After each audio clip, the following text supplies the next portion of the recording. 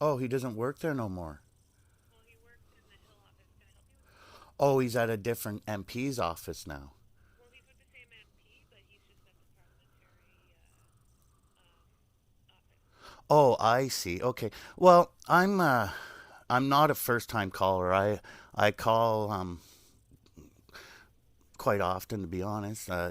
Different MPs' offices, not just this one, asking serious questions, looking for some serious answers.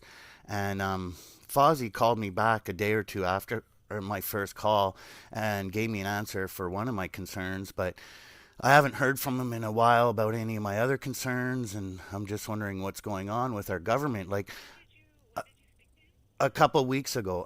Here's the thing: our government our government elected officials are our employees as citizens, right? You're my employee, are you not? Yeah. Okay, so if there's things that I want to see happening and changes I want to see coming about, that as my employee, your job is to help affect those changes and make them come about. Correct? Well, it depends on what the changes are, but we're here to Okay, help. I'll give you an example. How about a new homeless shelter instead of a new library? Okay, that's a good idea. I can bring that forward to It's a the good idea. Yeah, I think it is a good idea. And I think it doesn't matter what banner the political party that's in the MP's office is waving. It's not just a good idea. It's a great idea, and it should have been done years ago, to be honest. Okay. Like, really, we're building a library. We've got fire hydrant statues, sculptures up and down Richmond Road, but we don't have a new homeless shelter for the homeless.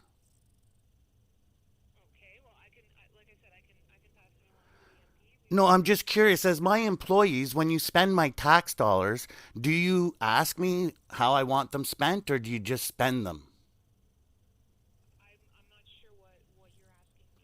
When government officials decide to spend my tax dollars and you're my employee and you buy something I didn't want, I don't think that's a fair question to be asking. I don't it's think not a fair that. question. Okay, so let me rephrase it. Do you not think maybe before the government spends the public's tax dollars, maybe they make an inquiry to the public. Would you like to see some fire hydrant sculptures going up and down Richmond Road paid for with your tax dollars?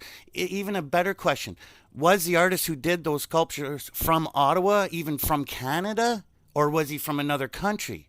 Did a Canadian artist get paid for those sculptures on Richmond Road? I'll have to get back to you on that one. I don't know off the Okay, top of here's my head. another one I had for Fozzie. The now that marijuana has been legalized, the nonviolent pot offenders. When is the last nonviolent pot offender behind Canadian bars going to be released? Will it be before the end of 2019, by 2021, by 2022? Because any single nonviolent pot offender behind bars while marijuana is legal is a strain on the taxpayers. Not to mention that those nonviolent prisoners are sisters, brothers, cousins, aunts, uncles. They're mothers and fathers. They're people that have loved ones waiting for them to come home. Okay. So do you want an answer? You want an answer on that? That's a Yeah, really yeah, I would love a serious answer on that one. That's a big one for me.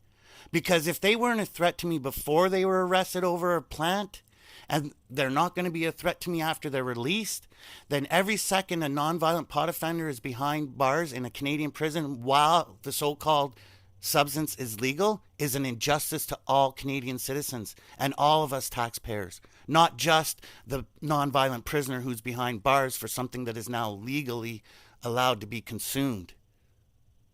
yeah.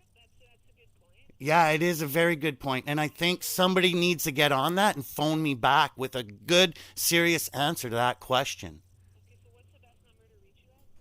613 Yep. 282 9494. And what's your name?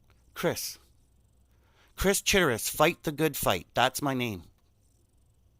I am Okay. trying to fight for people that don't have a voice or aren't being heard I'm trying to fight for the people who don't vote, that no one wants to listen to, but wants to see better changes. The people that work and get taxed and are questioning why the debt isn't going down, and questioning why they see ads in the metro for food banks being closed down because it's not in the budget. 140 something thousand dollars isn't in the budget, but yet what happened? Did the lottery sales of the $3 scratch tickets drop off that month? Look it. If one political, sorry, prime minister wrote into law until the deficit is paid off, the revenue from lottery, tobacco, alcohol, and now if you want marijuana sales, all the government revenue coming in from those four items alone will go to pay off the deficit till the deficit is paid off. So if I want to have a child someday, that child won't be born into a world of governmental debt in this country.